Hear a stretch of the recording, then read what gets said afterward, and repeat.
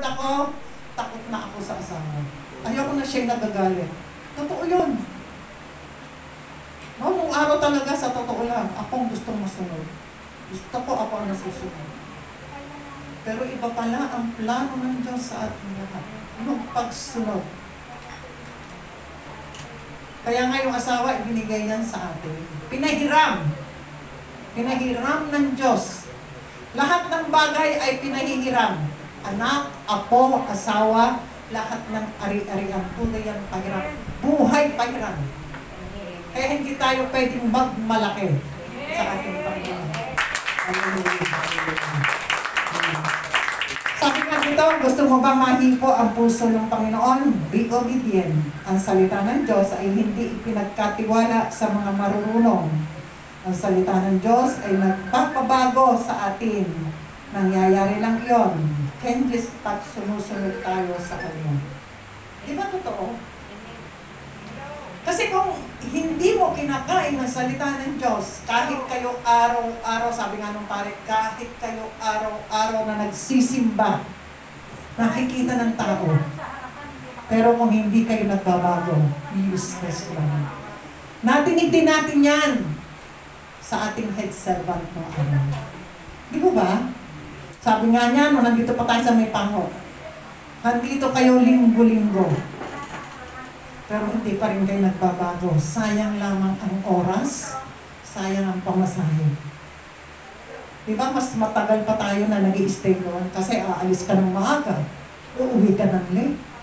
Ano nga sinasabi ng mga kapitbahay natin? Ang dami ng simbahan na nakaligtaan. Ang layo ng pinupuntaan nyo. Anong sasagot nyo? Doon kami nag-bless kasi doon kami binago. Di ba nga sinabi kung saan ka nabusog? Doon ka magbayad. No? Kaya nga sabi ko, ibang-iba.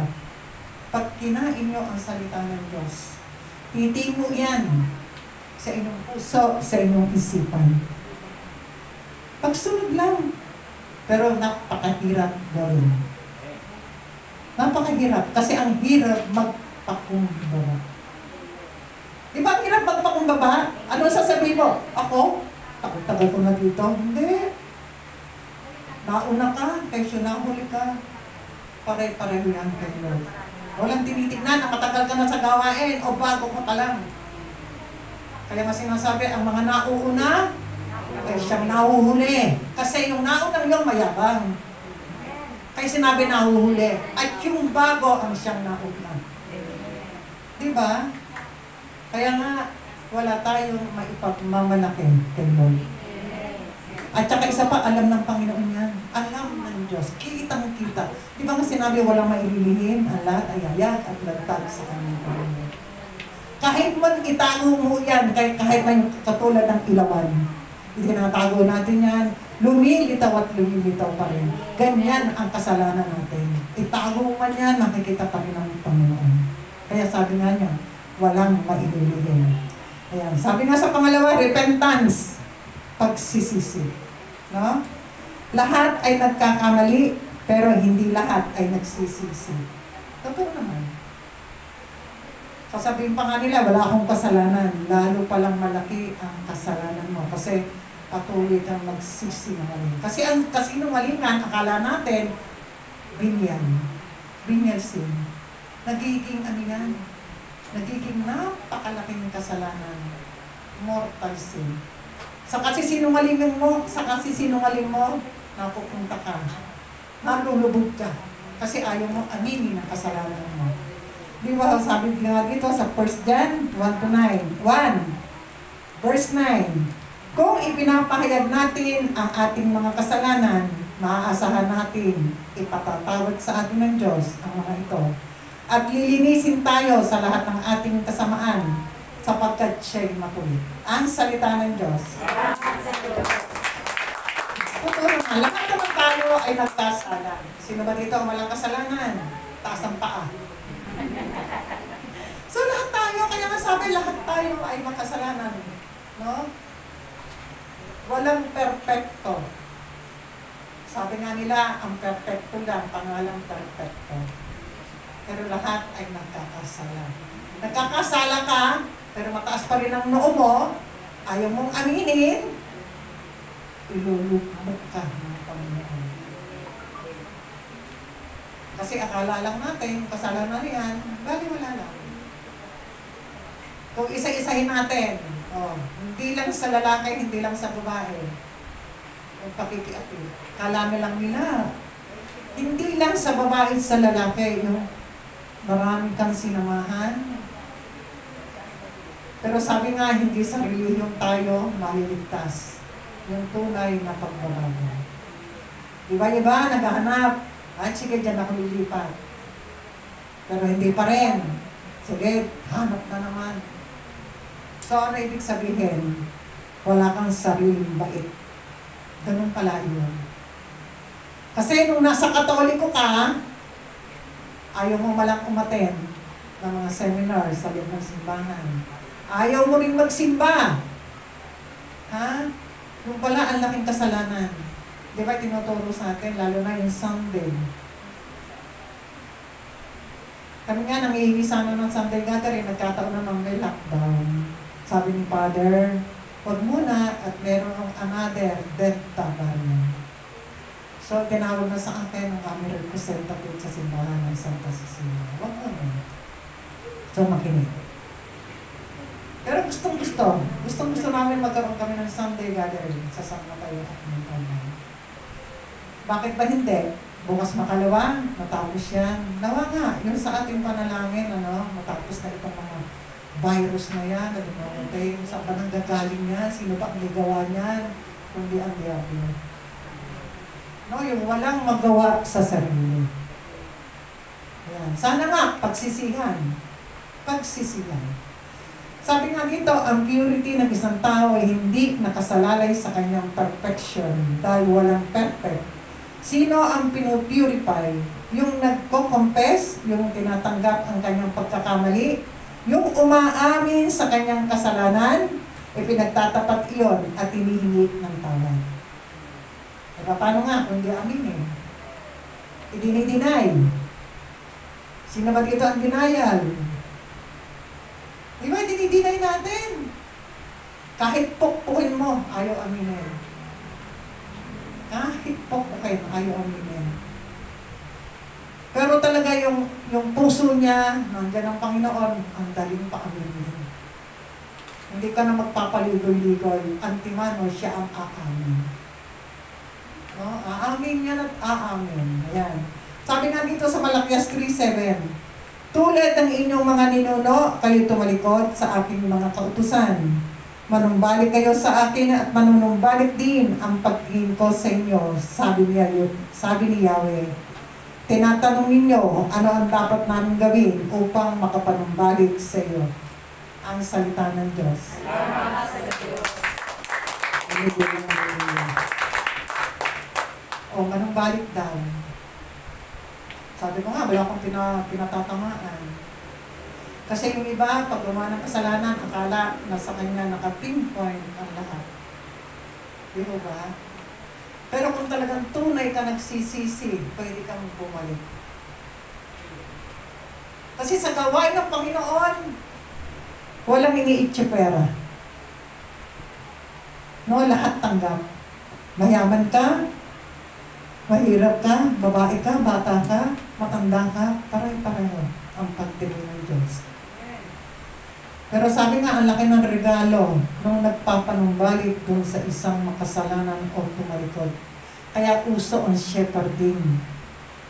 Di ba uso sa atin noon ang shepherding? Kasi isi-shepherd mo yung nawawala.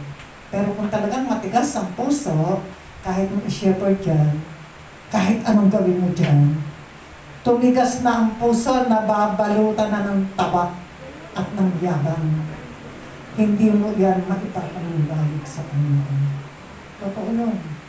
Lalo na kung merong ipinagyayabang. Mahirap na. Pero kung si Kristo pa rin na nasa puso mo, isang salita mo lang, ate, kuya, balik ka sa gawain, sayang. Sayang ang pinag-umpisahan natin. Sayang. Kasi minsan tayo, Kahit sabihin natin matagal na tayo sa gawain, nandiyan pa rin. Pero bumabalikwas ka agad tayo. Balikwas ka agad, sorry Lord. Pero kung patuloy na nahihirati ka, na handyan ang tigas ng puso mo, paano hahapusin ng Diyos yan? Tatalikod ng Panginoon sa'yo. Kahit anong gawin mo. Kaya minsan sasabihin natin, bakit hindi ibinibigay ng Diyos ang aking kahilingan? Tanungin mo yung sarili mo. Nagbago ka na ba? Hiningi mo ba kay Lord? Humingi ka ba ng tawad? Di ba nga sabi dito, true compassion. Hindi pwede tayo nasa isang sulok lang humihingi ng tawad. Sino magbibigay sa inyo ng kapatawaran? Ikaw mismo? Hindi pwede. No? Talagang lalapit tayo. Di ba nga sinabi sa Santiago, lumapit kayo sa matatanda. Sino ba ang matanda? Hindi naman matanda. Di ba yung mga kaparihan? Sa pari lamang tayo lalapit. Hindi sa kapitbahay, hindi sa kapwa. Pag isiniwalat mo sa kapitbahay mo, ikitismis ka. Diba? Ikitismis ka. Pero kung kay Father, hindi pwede yun. No? Hindi pwede. So, number 3, wisdom. Karunungan. So, yung karunungan, ipinagkakaloob ito na may takot sa Diyos. Diba yung karunungan? Ito hinihingi natin, Lord, bigyan mo kami ng karunungan para kami makapagsalita. No? Minsan kasi, akala natin, alam na. Alam nyo, ako ninenervous pa rin. Ilang years na ako. No? Pero andun pa rin ang nervous ko. Takot ako. Pag ako nananalangin, pwede ko sinasabi kay Lord, Lord, bigyan mo kami ng karunungan na nagmumulat sa iyo. Para kami makapagsalita. Para kami makapag-evangelize. Diba, minsan, nakasakay ka sa sasakyan, lalo na nung hindi pa COVID, no? Nasa sasakyan tayo, meron tayo nakakaupuan. Hindi natin alam, may problema pala nakipagkwentuhan sa'yo. So, nagsalita ka ng words of God. So, nakapag-evangelize ka. No? Lalo na kung nakinig sa'yo, nakinig sa salita ng Diyos, mababago. Baka hindi natin alam yung taong yun. Andun yung problema, magpapakamatay, pero nakausap ka. Ginamit kang instrumento. Instrumento lang hindi ikaw mismo. Instrumento ng Diyos. Kasi di ba sabi ng Panginoon, wala na akong paa, wala na akong kamay. So tayo ay bahagi ng Diyos. Bahagi tayong lahat. No? Sabi nga dito, si Haring Solomon, na anak ni Haring David, ay inalok ng Diyos. Humiling ka sa akin at kahit ano ibibigay ko sa iyo. At hinihingi ni Solomon ay ang karunungan. Hindi kayamanan, ang karunungan.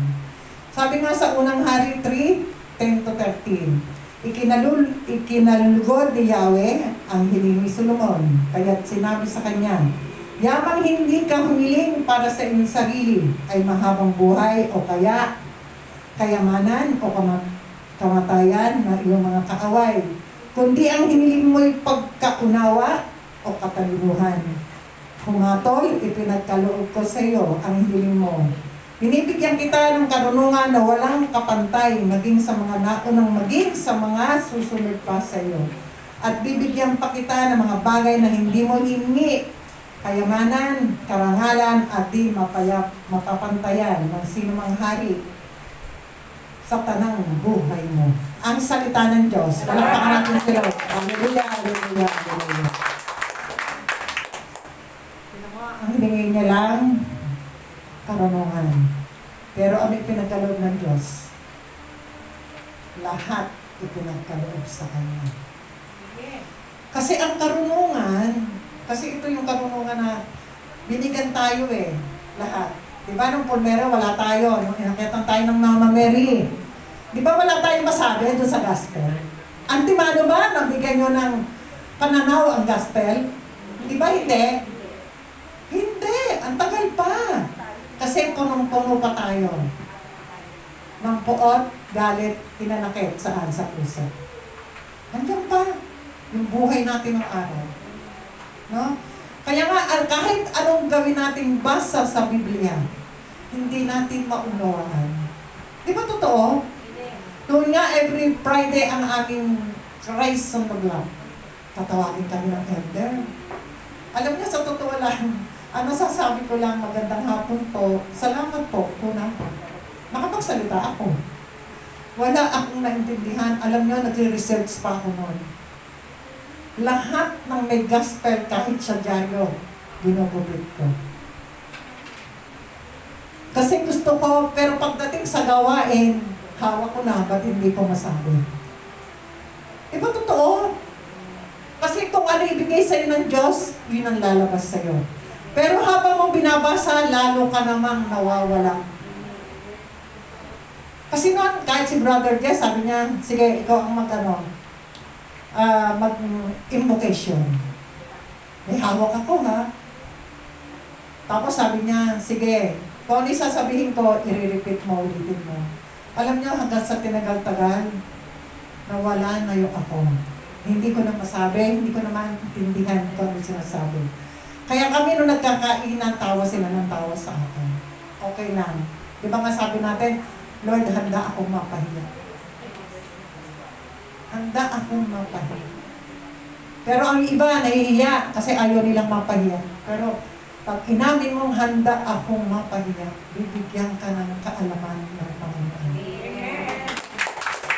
Kaya nga, yung karunungan ipagkakaloob sa iyo, ang pangunawa ibibigay niya. Kaya nga puro talimhaga ay binibigay sa atin ng Panginoon. Sabi ng Panginoon, hindi mo binigay sa matatalino. Diba matatalino? Iba yung dunong na ibinigay ng Diyos at iba yung dunong lalo na sa trabaho. Iba. Kasi pagka nasa harap ka ng tao, wala kang masabi. Pero hiningi mo kay Lord, ikaw na ang magsalita para sa akin. Handa akong mapahiya. Alam mo, ang Panginoon, hindi ka niya iiwan at hindi ka niya pababayan. Nasa tabi mo lang. Nasa tabi mo lang yan. Sige, magsalita ka lang ng magsalita. Kaya nga hiningi ko, Lord, ibubuka ko lang ang bibig ko, ikaw ang magsalita para sa akin. Nandito pa rin po yung nervous ko. Sa totoo lang, inaamin ko. Pero sabi ko kay Lord, ikaw ang bahala. Di mo ba? Sabi nga dito, humility, pagpapakumbara. Yan, itong mahirap, isa pa rin mahirap to, no? Yung pagsunod at yung pagpapakumbara. Sabi nga dito, ang Panginoong Yesus mismo ang nagpakita ng isang magandang halimbawa nito. Matthew 3:13-17. Si Jesus ay dumating naman sa Jordan mula sa Galilea at lumapit kay Juan upang magpabautismo. Sinasala siya ni Juan na ang wika, ako po ang kailangan bautismo ninyo at kayo pa ang lumapit sa akin. Ngunit tinugon siya ni Jesus, hayaan mo itong mangyari ngayon sapagkat ito ang nararapat natin gawin upang matupad ang kalooban ng Diyos at pumayag si Juan. Nang mabautisman si Juan, si Jesus, umahon siya sa tubig, nabuksan ang langit at nakita niya ang Espiritu ng Diyos. Bumaba sa kanya gaya ng isang kalapati at isang tinig mula sa langit. Ang nagsabi nito, at minamahal kong anak, na lubos kong kinalulugdan. Ang salita ng Diyos.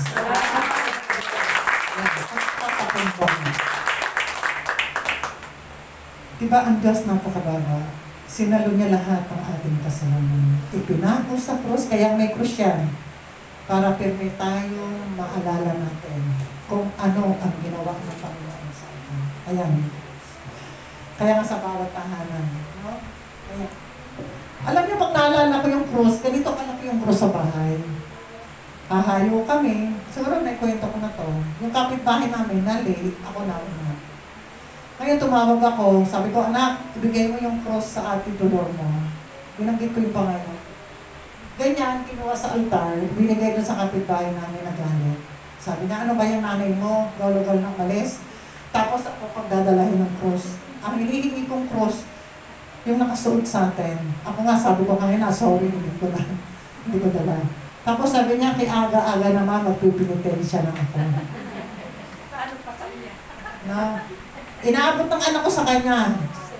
Tapos, sabi niya, hindi ko yan dadalhin. Habang pauuhin ko yung nanay mo. Eh, hindi naman yung pinadadala ko. Yung cross lang na mali. Na nakasabi. Doon sa mismong altar. Ganyan yun eh. Cross namin sa bahay. No? So, naikwento ko yun sa mga alir ng araw. Tuwa. Totoo, opo. Totoo. Galit-galit po sa akin yung pinadadala ng anak ko. Cross. No? Pero yung pag-kinuwento, kasi lahat tayo may kanya-kanyang kwento. Ako, kung tutusin, ang dami kong kwento. Baka tayo, hindi tayo makapagbola. No?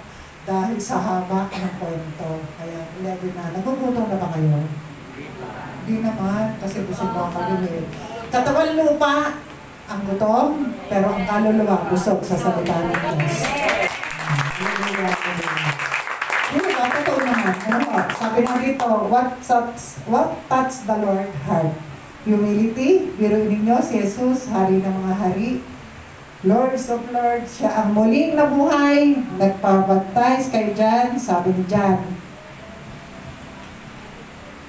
hindi po ako karapat-dapat magtanggal ng kahit ng sintas ng inyong sandalyas.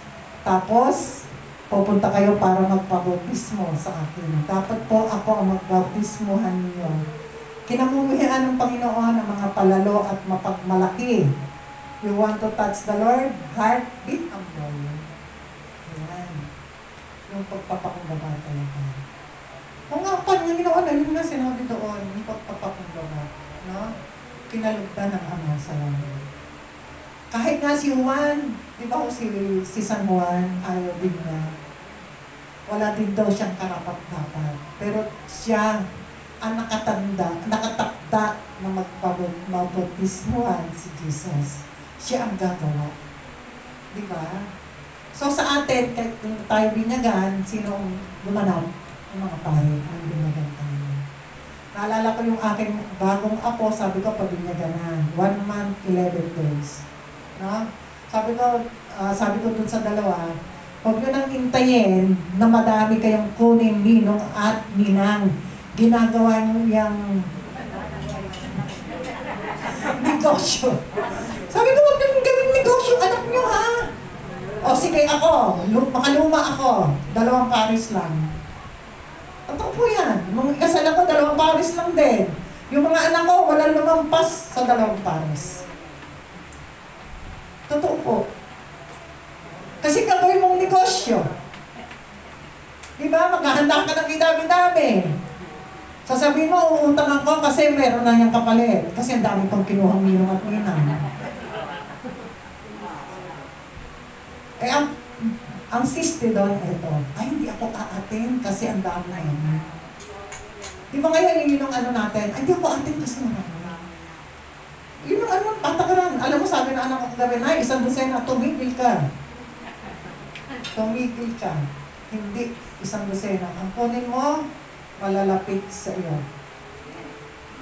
Tiyuhin ng bata, tiyahin ng bata, mga pamangkin. Ako ganun, pamangkin. Hanggang ngayon, yung mga pamangkin ko, no? Doon lumalapit ang aking mga anak, matatanda na yung mga anak ko. Dito sa mga pamangkin ko. Diba? Kukuha ka ng marami. Katulad ko, nagtrabaho ako, mga ako ng tig-isa. Isa sa pamangkin, isa sa kasamahan sa trabaho. Ngayon, di na kami nagkita-kita. Wala na. As in, wala na. Diba totoo? Pero kung kamag-anak mo malapit sa iyo, hanggang sa kayo'y tumanda, magkakasama kayo. Totoo yun. No? Kaya yan, ha? Yung pagbibinyag, hindi sa karamihan. Sabi pa nga dito, number 5, stewardship. Pinagkatiwala lang sa atin. Gawain ito. O pinahiram. No? Kaya huwag tayong magmalaki. Ayan. Ang oras ay hindi atin. Sabi nga dito, time is not ours. John 3:3, sumagot si Jesus, sinasabi ko sa inyo, maliban na ipanganak na muli, ang isang tao, hindi siya paghaharian ng Diyos. Ang salita ng Diyos. Salamat sa Diyos. Sabi nga dito, ang oras dapat unang gamitin para mag-save ang tao, magkaroon muli ng buhay, makilala si Jesus, ang tagapagligtas. Tanggapin siya bilang Panginoon. Sayang ang oras ng isang tao na ipinanganak sa lupa na nabuhay ng 20, 30, 50, 70, 80 years. At sa hinaba-haba ng panahon, yon ay hindi nakilala ang Diyos. So, saan ang punta niya? Kaya alam mo, pasalamat tayo, mapalad tayo, nakilala natin ang Diyos. Ako, yun pala pinakamalaking regalo. Nagkaedad tayo, nasa gawain tayo, kaya yung mga nagbabackslide, no, sayang ang pinagmulan. Kaya na sinasabi natin, ay, ang haba ng buhay mo. Umaba ang buhay mo, sabi nga dito, pero hindi mo kilala ang Diyos. Saan ang tungo mo? Saan ang punta mo? Hindi natin alam. Pareho-pareho hindi natin alam. Pero habang ikaw pinagsisisihan mo yan, lalo na yung pinahiram sa iyo ng Panginoon, no? Yung pagsunod natin, dapat yan aalalahanin natin lahat. Aalalahanin natin lahat dyan. Ipinahiram, sabi natin, yung buhay na ito, na ipinahiram ng Diyos, dapat may kapupuntahan. Yan, katulad nyo. Nagsakripisyo. Lahat tayo ay nagsasakripisyo. Kaya yun ang pinakamalaki sakripisyo. Kasi kung wala tayong sacrifice, ano ang patutungan natin? Kaya nga sabi ko, ang sakripisyo, malaki ang kapupuntahan. Yung paglapit sa ating Panginoon. Diba, pag-isip pa natin sa umaga, kayo ba may prayer life na? Sabi natin, wala. Kasi hindi naman tayo hahayo. Diba, walang hayo. No, pero sa amin, meron kami pinayagan. Okay naman yung grupo, pumayag sila. Pero hindi ganun karaming tao. Hindi naman. No, kasi sayang. So ngayon, lockdown na naman. So, samantalahin natin. Akala nga namin, hindi naman kami matutuloy. Sabi ko nga kay Ate Baby, Ate, siguro ito'y pinagalob ng Diyos na kami matuloy, hindi kami hinarang. Kasi may harang po kung saan. Sabi ko nga sa inyo, yung San Mateo at Quezon City, may harang na. Aga naman nagharang sa amin. No, aga, talaga meron na doon. Meron na silang pupul doon. Eh sabi nila, sa ispa. No, kaya meron pa kami vigil. May vigil tayo bukas sa face-to-face pa. Kasi hindi pa naman lockdown. Kasi meron na nang nauna. Na in-announce, wala daw vigil. Hindi ganon. Pag sinabi nyo, tatanong muna namin kung wala. Kasi nagkukuli-kuli kami dahil nga akala namin wala na. Pero alam nyo, sarado na talaga ang mga simbahan. No, sarado na. Sarado na lahat online. So malalaman pa din ang final niya kung meron o wala. Pero sabi nga namin ni Ate Arlene, meron. Meron pa kami. Pero titignan natin hanggang mamaya kung ano ba ang mangyayari. Kaya nga sabi ko, yung pagsunod, napakahirap. Ang dami mong pagdadaanan. Dami mong pagdadaanan talaga. No, kaya lang sayang ang oras kung hindi mo sasamantalahin. No, bihira ang mag-face-to-face tayo. Sabi nga dito sa Mateo 6:33, ito yung siguro ang paborito niyo. Ngunit pag sumakita ninyo na higit sa lahat ang pagharian kayo ng Diyos at mamuhay ng ayon sa kanyang kalooban at ipagkakaloob niya ang lahat ng kailangan ninyo. Ang salita ng Diyos. Kapag naghihirapan natin, pinagsisikapan natin, no? Na tayo talaga ay mabago, mapalapit sa ating Panginoon. Diba noon, ang tagal na ng lockdown, puro tayo online. Ano ang sinasabi nyo? Ako, sinasabi ko kay Lord, Lord, hindi kita matatanggap, sorry talaga, sorry. Kaya nung unang tanggapin ko ang kanyang katawan at dugo, iiyak ako. At yan, hindi ko sinusubo sa harap ng altar, kundi ang pinakalihit na.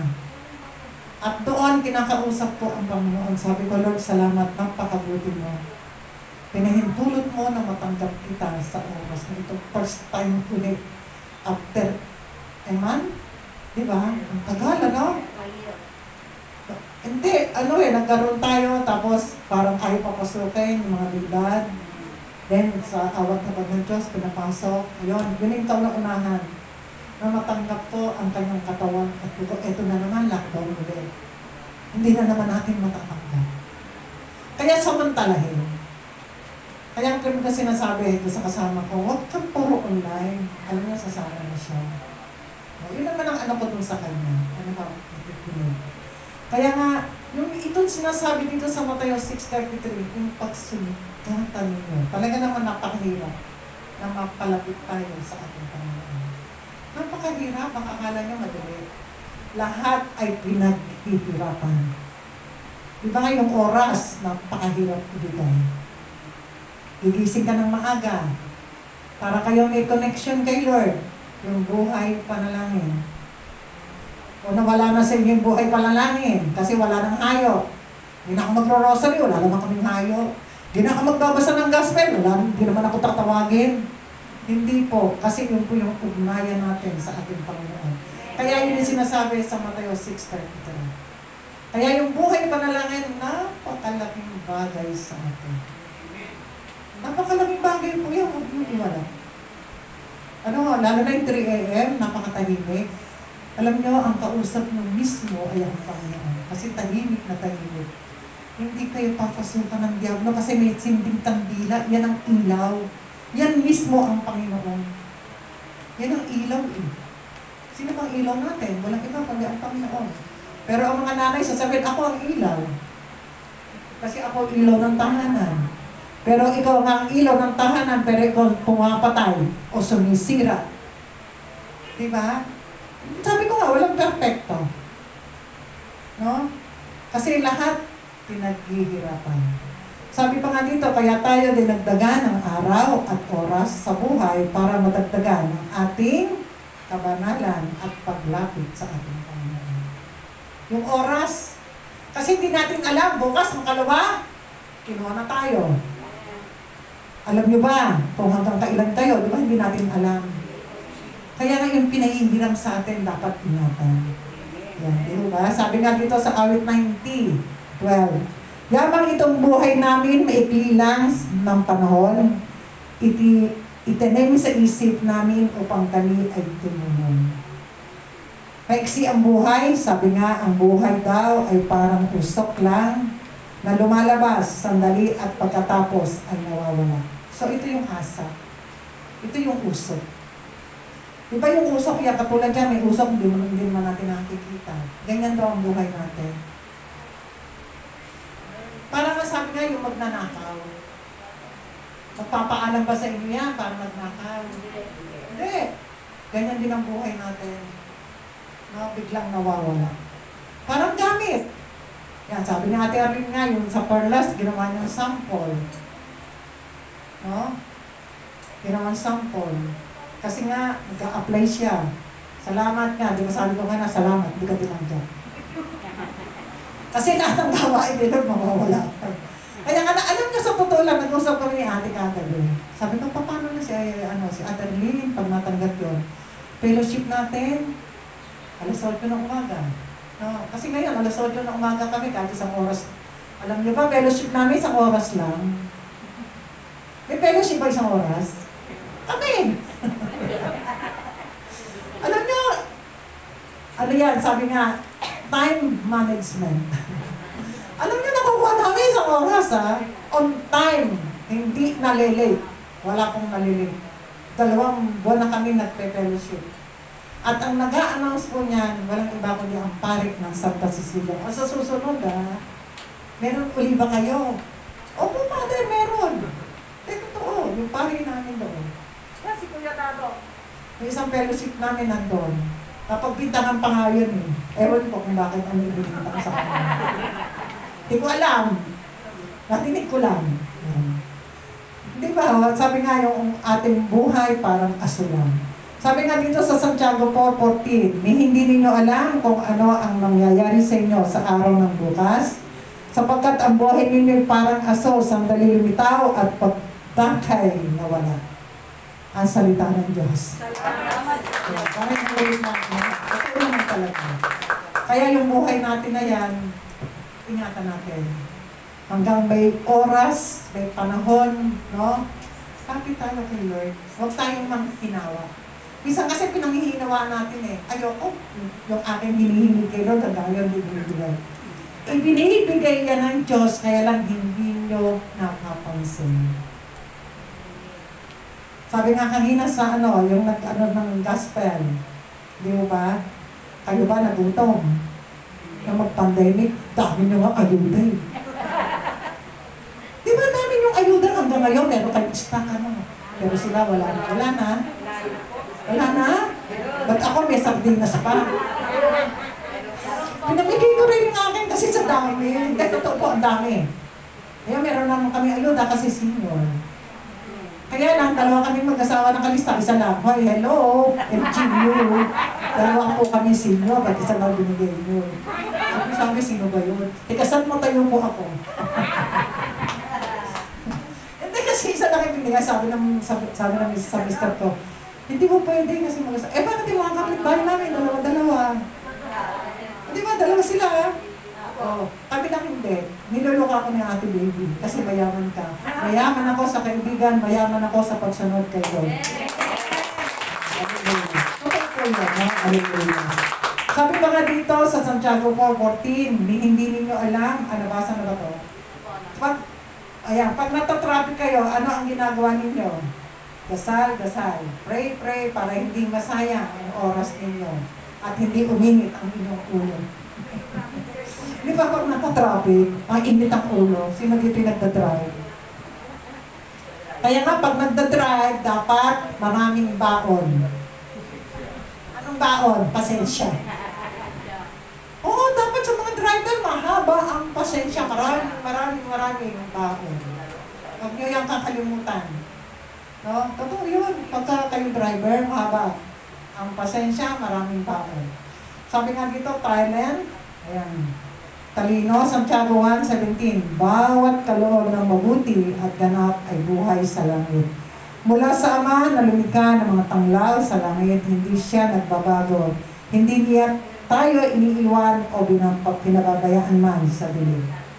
Lahat ng talent ay galing sa Diyos, pahiram sa atin ng Diyos. Pag sinabi natin dapat may kita, ang Diyos may interes, may tinubo, may nangyari. Sa talent na yan, may mga taong binigyan ng pagkanta, mag-drawing, magsalita. God's gift must be used for God's glory. Di ba totoo? Pag ibinigay sa iyo ng Panginoon, gamitin mo sa mabuti. Binigyan ka ng talino, binigyan ka ng karunungan, binigyan ka ng magandang awit. Pero nagmamayabang ka, kahit ang kanta mo ay parang palaka. Pero nung matuto ka, nagyabang ka, tatanggalin yan sa iyo ng Diyos. Totoo yun. Ay, huwag mo ipagyabang. Saan ka ba natuto? Pero sabi nga sa amin dati tayong wala. No? Sabi sa amin, sabi sa akin. Dati tayong wala. Ay, lahat naman wala Dati lahat wala. Pero sa pagsisikap, sa pagsunod ng Diyos, binibigyan ka ng kalakasan, karunungan ng Panginoon. Amen. Dati ba yung choir namin? Dati ko mga choir? Hindi. Binigyan lang sila ng karunungan ng Diyos kasi sumunod sila. Sumunod! Sino ba ang dating choir? Walang choir sa amin. Wala. Saan sila natuto? Yan ay bigay ng Panginoon. Kaya mahalin mo yan. Hindi ko binigyan ka na ng karunungan ng Panginoon sa pagkanta, yayabang ka na. Maghahari-harian ka na. Akala mo ikaw ang namamahala. Hindi. Habang binibigyan ka ng posisyon ng Panginoon, patuloy kang magpakumbara, hindi ka magpapakataas. No? Kaya lang yun. Kaya ulit ang Panginoon. Ang binigay sa iyo yan, mahalin mo. Di ba nga sabi ng Panginoon, malaki ang ibinigay ko sa iyong gampanin, malaki ang isusulit mo. Malaki isusulit mo pag binigyan ka ng malaking gampanin. Kaya matakot tayo. Ano bang ginawa natin? Di ba? Malaki ipagsusulit natin sa Diyos. Kaya tutuwa-tuwa tayo pag tayo ay merong posisyon. Huwag mong ikatuwa yan. Tapos hindi mo naman magampanan. Alam mo, iniiyakan ko yan. Iniiyakan ko. Sabi ko lang, paano kong gagawin? Tanga ako, magmang ako. Pero kung hindi mo ako tutulungan, hindi ko magagampanan. Wala akong alam. Yun yan sinasabi ko kay Lord. Wala naman talaga akong alam Hindi sa runong na ikaw'y nag-aral sa libro. No, iba yung bigay ng Diyos. At iba yung binigay ng karunungan sa libro. Totoo po yun. Sabi nga dito, treasure, kayamanan. 1 John 3, sa pamamagitan niya, nilikha ang lahat ng bagay at walang anumang nilikha na hindi pa pamamagitan niya. Ang lahat ng bagay ay nilikha ng Diyos. Uso, yung buong pantalon, sinisira, biniblade, para maging cute, diba? But stewardship, ang mga estudyante, binibigyan ng pang-enroll. Ang ginagawa, nagka-cutting classes, nanonood ng sine. Yung pantalon na buo, gagawin niya, bibiyakin nyo. Para lang makita tubig nyo, makita ang legs nyo. Diba ang uso? Diba totoo? Totoo. Yan. Totoo yan. Kasi ito nakuha ko sa isang libro na leadership ang nakalagay doon. Leadership. Sabi pa nga dito, faith, pananalig. Hebreo 11, 1 and 2. Tapos na ito. Nakapura ko na. Ayaw ko lumagpas. Words ko. Ayan, Hebreo 11, 1 and 2. Tayo may pananalig kung nagtitiwala tayo mangyayari ang mga inaasahan natin at maniniwala sa mga bagay na hindi natin nakikita. At kinalulugdan ng Diyos ang mga taong noong una dahil sa kanilang pananalig sa Kanya. Ang salita ng Diyos. Di ba hindi natin nakikita ang Diyos? Di ba sabi hindi natin nakikita? Pero nadarama natin ang Kanyang biyaya at pagmamahal. Di ba minsan naiiyak tayo? Kasi yung po, nananalig tayo, nagtitiwala tayo kay Lord. Kaya kanina nag-prepare tayo, ngayon ako. Kasi sabi ko, Lord, nung ako, wala akong alam. Sa ilang ako magtitiwala. So yung faith, no? Sasabihin natin, yan ba yung walang alam? Yan ba yung walang natatakot? Pero ang haba na sinasabi. Diba ganun tayo? Totoo po, pag tumayo tayo, sabi nga, umasa ka sa Diyos. Kaya kung may kanta yun umasa ka sa Diyos. Yun lang, hindi ko nung nababukat ko nga. Hindi ko alam kasi na. Pero talagang aasa ka lang sa Diyos. No? Kaya yung pananalig at pananampalataya natin kay Lord. At yan ang hinihingi natin. Lawakan, no? Dagdagan. Yan, dagdagan. Diba? Yan yung sinasabi natin sa ating Panginoon. Sabi nga dito, number 7, worship. Ito yung ginagawa natin, pagpupuri, pagpapasalamat na dati hindi natin alam.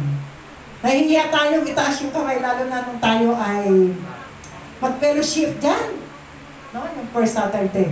Alam niyo, kumakanta, sumasayaw, maawitan. Gusto ko itaas yung kamay. Kaya lang wala akong nakikita makataas. Di ba alam naman ni Father na tayo charismatic? Pag sinabing charismatic, talagang ipinagtataas ang kamay. Di ba? Dito lang tayo natuto, magpuri, magpasalamat kay Lord.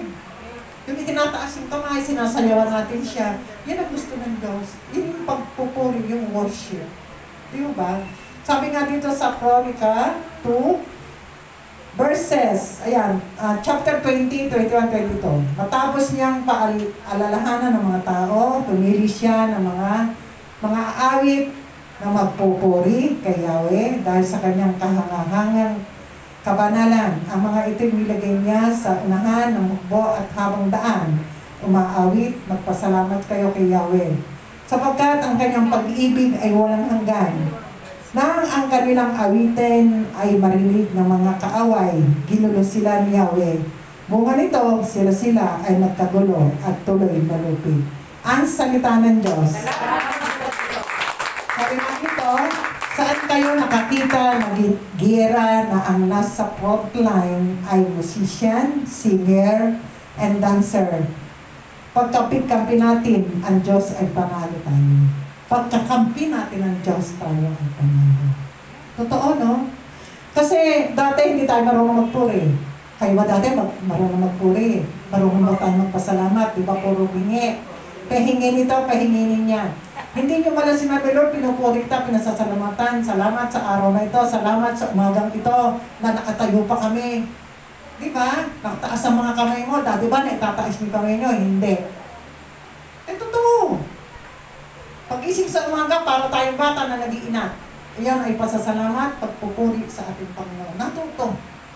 Natuto tayo. Kaya ang sarap na tinawag tayo ng Diyos, ang laki na nabago. Ang laki talaga na nabago. Di ba kasi sinabi ko sa inyo kanina, hari ako. Hari. O sino dito hindi mayabang? Lahat tayo alam pa mayabang. Pero binago ka ng Diyos. Yung pagbabago na yan, napakalaking bagay sa ating lahat. Kasi sumunod ka, magtawagin ka ng Panginoon sa pamamagitan ng Christ ang nagla, through Mother Mary, kasi inakyat yan. Ako nga, naalala ko, nung umakyat sa amin sa Mama Mary, nagtabi pa ako ng carpet, naglagay ako ng pabango, tuwa ako, sa totoo lang. Nung umakyat sa amin, tuwa ako, hindi ko alam. Kasi, kumbaga, tinawag ako ng Diyos sa kapitbahay. Nang tinawag ako ng Diyos sa kapitbahay, in-invite ako. Sabi niya, Mars, punta ka sa bahay, meron doon Mama Mary. So, na-confuse ako, ano yung Mama Mary? Malaki mo yun? Maliit mo yun? Pagkita ko, yung maliit, yung Fatima.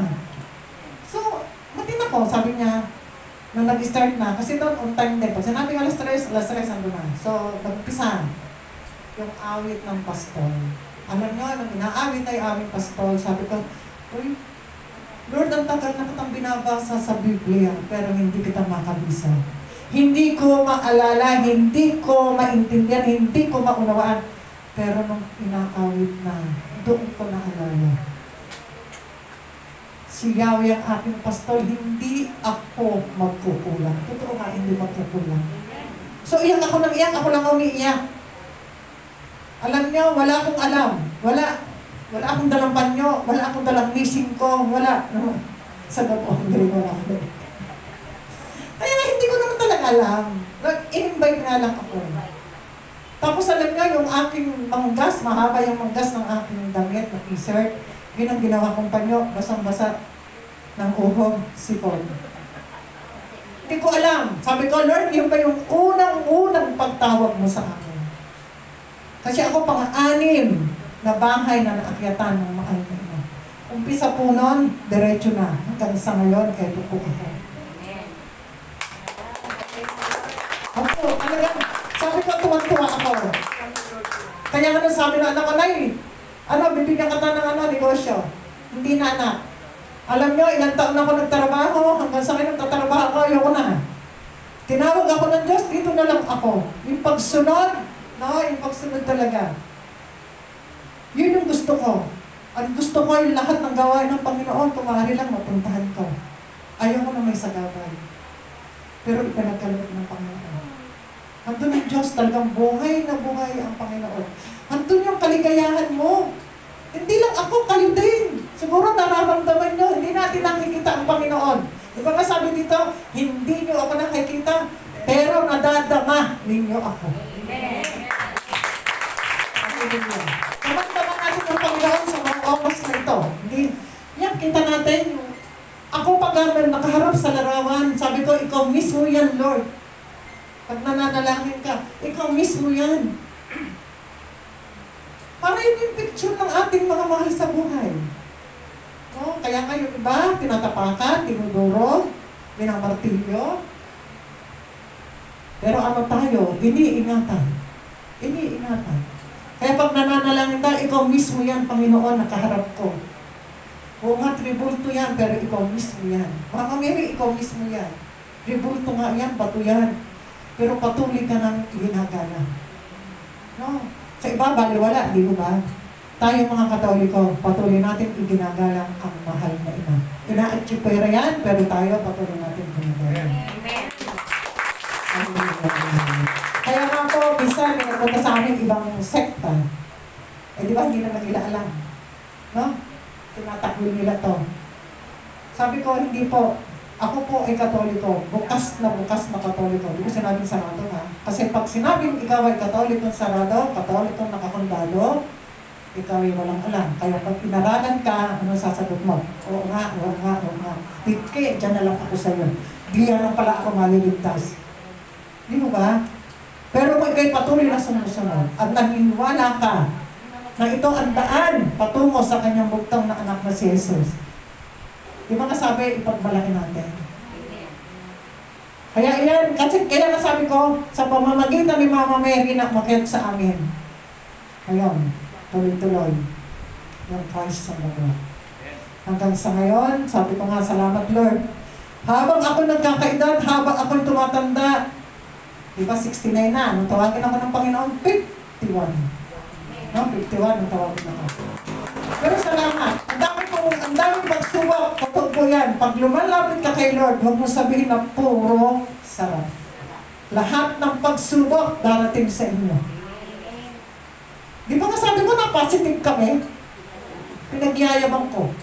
Bakit? Diyan ko nakita ang pagmamahal ng Panginoon. Pero ang ng takot ko. Bakit? Kala ko mawawala yung brother husband ko.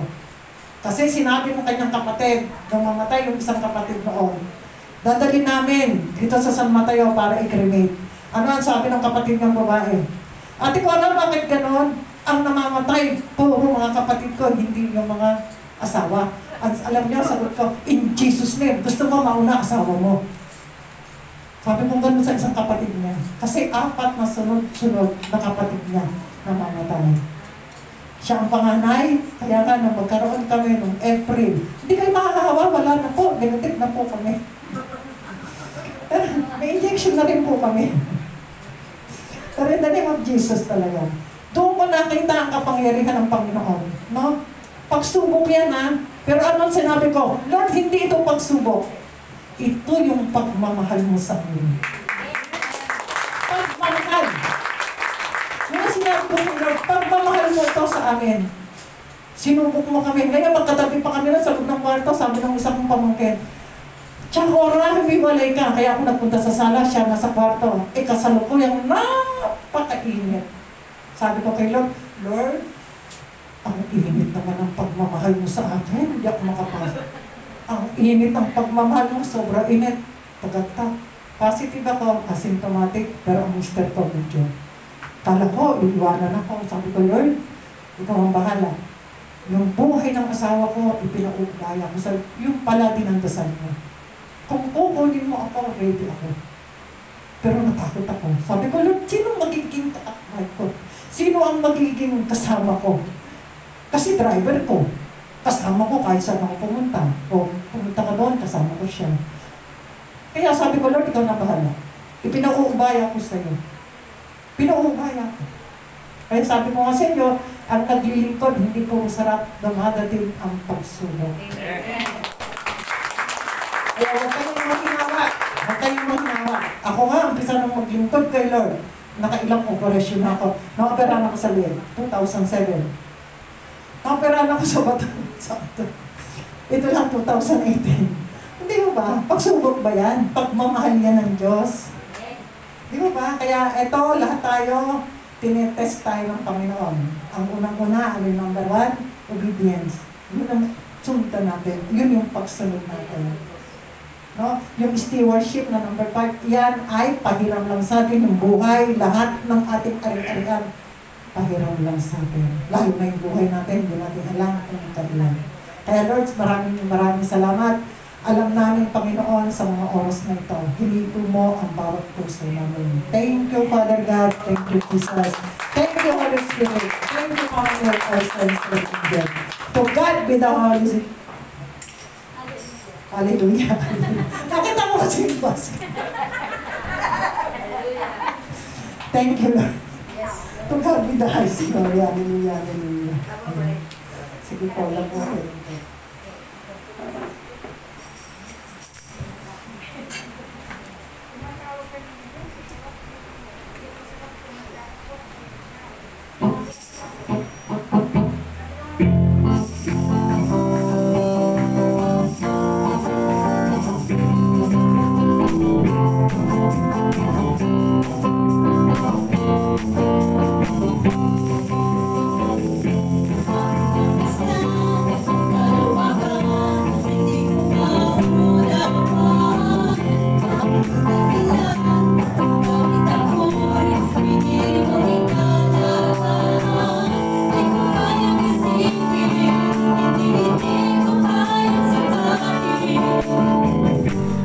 pag-ibig mo, Jesus, na iyong binigay sa akin. Salamat, salamat, O Jesus, sa pag-ibig mo. Walang ibang nagmahal sa akin na katulad mo. Salamat, salamat, O Jesus, sa pag-ibig mo. Ako'y magsasaya sa piling mo. May pasabukan o kabibigan, ako ay may lalapitan.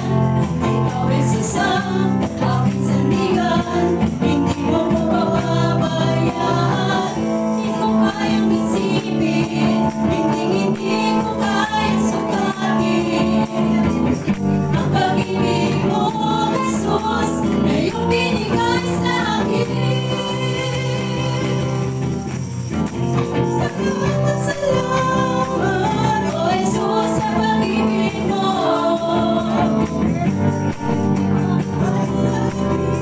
Katulad mo. Salamat, salamat, O Jesus, sa pag-ibig mo. Ako'y magsasaya sa piling mo.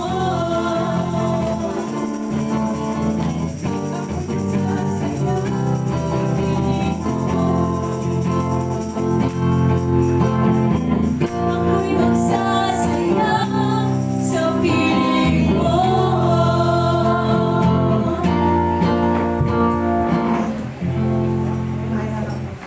Sama po natin sa ating panalangin ang kapuloy na kagalingan ng ating mga kapatid na may breast cancer. Rose Bayani, Mirna Lawson, Ami Subanda, Lolita de la Cruz, Sheila Barad, Shirley Varga, Merly Morete, Cisa Bres, Emily de los Reyes, Mardi Albaste, Natividad Marceliana Maestro, Apolinario Gobrin, Bukol Saraga, Dominga Denaga, diabetic, Gloria Castañeda, namamaga ang paa, Arlene Rab, wala na po ito, hindi na po siya tuminggap. Dona Sabero, maliwanagan ang isip niya kay Lisa Jr. Armando Adales, malip up na ang travel ban para makauwi ng Pinas. Prediger Director, makabalik sa work. Mark Luis Alejandreno, matanggap sa work. Lynette Extra Director, makapagsalita na. Patuloy namin tinatal sa iyo, Panginoon, ikaw ang aming dakilang nagagamot. Helen San Andres, Hamobona Marcelo Jr., Gabilin Aleman, Rosalia Gobrio, Julia Roger Torres, Nida Enuarito Bolona, Risa and Mark Perioco, Remedios Manuel, Elisa Cabellario, Joseph Angelo Abanes, Ezequiel Castro, Arnold Martinez, Amy T. Reyes, Arda Noda, Debbie de Castro, Princess Lynn Cristobas, Melissa Cantilleria, Lord patuloy, mahabang kami mo, ulit silang lahat, ulok ang kami yan, talampakan, ibang dakila namin.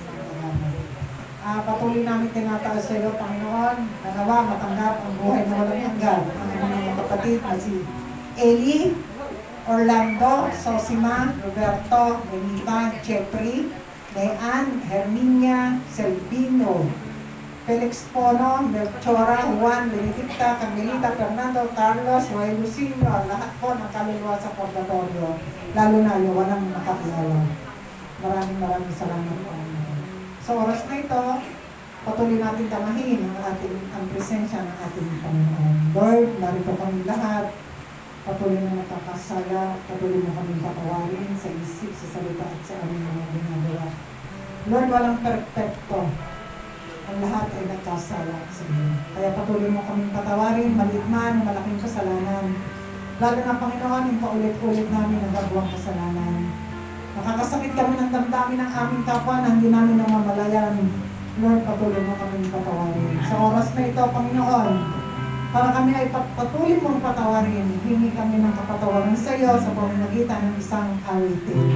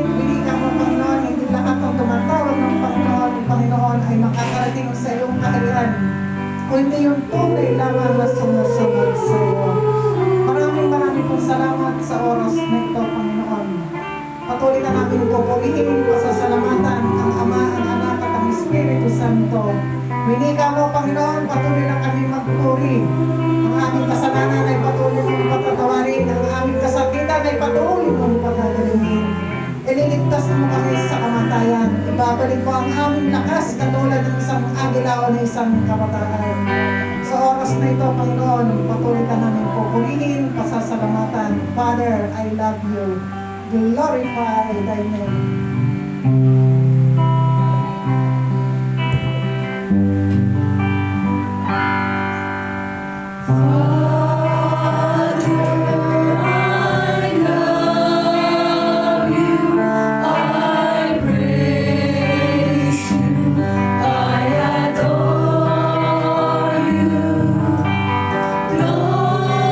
Glorify thy name in all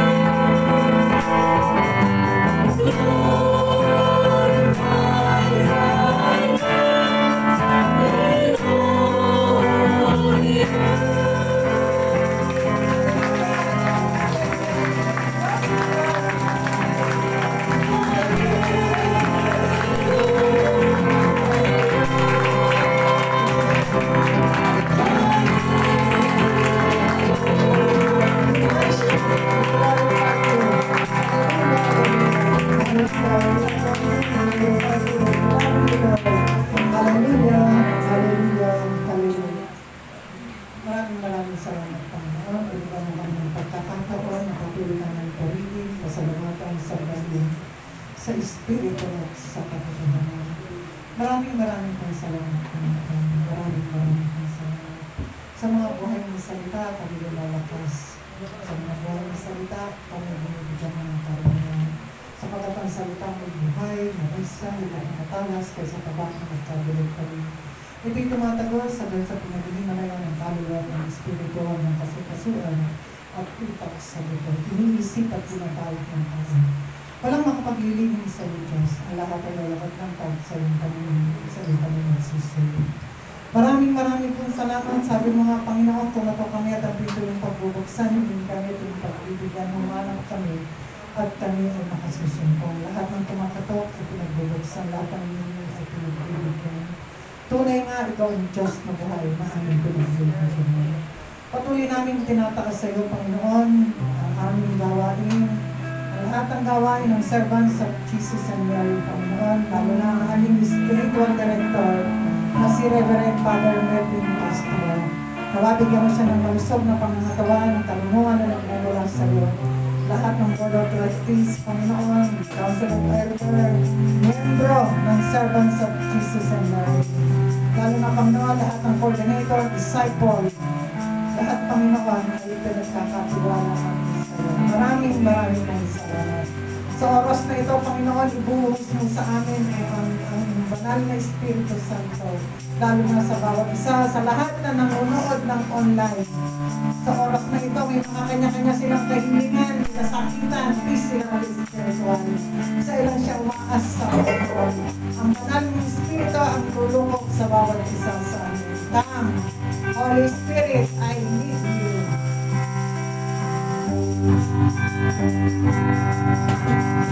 Holy Spirit, I need